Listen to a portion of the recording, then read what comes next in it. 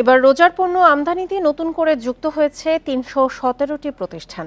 ব্যবসায়ীরা বলছেন, আওয়ামী লীগ আমলে আমদানি হাতে গোনা কয়েকজনের নিয়ন্ত্রণে ছিল। দীর্ঘদিনের সিন্ডিকেট ভেঙে যাওয়ায় ব্যবসায় সুস্থ প্রতিযোগিতা বেড়েছে। পণ্য আমদানি গতবারের চেয়ে ৯ লাখ টন বেড়ে ৩.৫ লাখ টনে উন্নীত হয়েছে, যার প্রভাব পড়েছে পণ্যের দামে। এই ঈদে জামা জুতো অ্যাক্সেসরিজের ডিসকাউন্ট।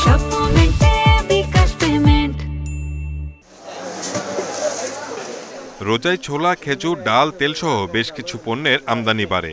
এসব পণ্যের বেশিরভাগ আমদানি করত কয়েকটি গ্রুপ। ৫ আগস্ট সরকার পতনের পর এবারের চিত্র ভিন্ন। পণ্য আমদানিতে যুক্ত হয়েছে নতুন নতুন প্রতিষ্ঠান। জাতীয় রাজস্ব বোর্ডের তথ্য অনুযায়ী গত ৩ মাসে রোজার ৮টি পণ্য আমদানি করেছে ৪৯৯টি প্রতিষ্ঠান।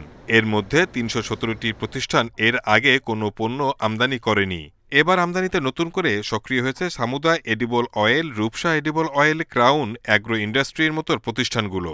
আবার Madina group, Nassa group, S আলমের মতো প্রতিষ্ঠানের এবার আমদানি নেই বললেই চলে। একসময় ছিল যে আওয়ামী লীগের আমলে বড় ব্যবসায়ীদের হাতে নিয়ন্ত্রণ ছিল।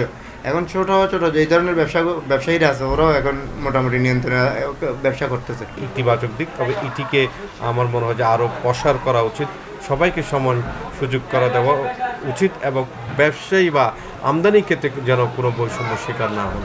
নিত্যপণ্যের ব্যবসায় নতুন নতুন আমদানিকারক যুক্ত হওয়াকে বাজারের জন্য ইতিবাচক বলছে ক্যাব।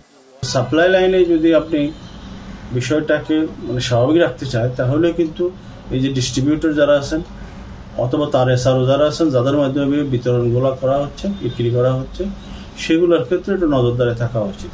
আগামীতেও পণ্য আমদানিতে সুস্থ প্রতিযোগিতা যেন বজায় থাকে, সেজন্য সরকারকে আলাদা পরিকল্পনার তাগিদ ক্যাবের। Shahid Ahmed, independent news, Dhaka.